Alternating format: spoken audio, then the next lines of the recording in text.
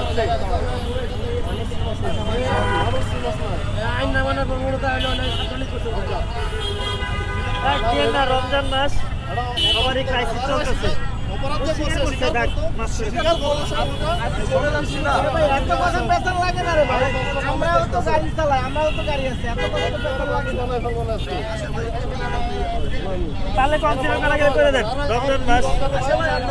মূল প্রবলেমটা কি হয়েছিল জানেন?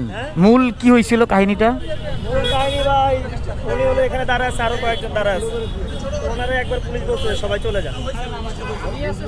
আমি বলছি উনি সরে না, বুঝছেন?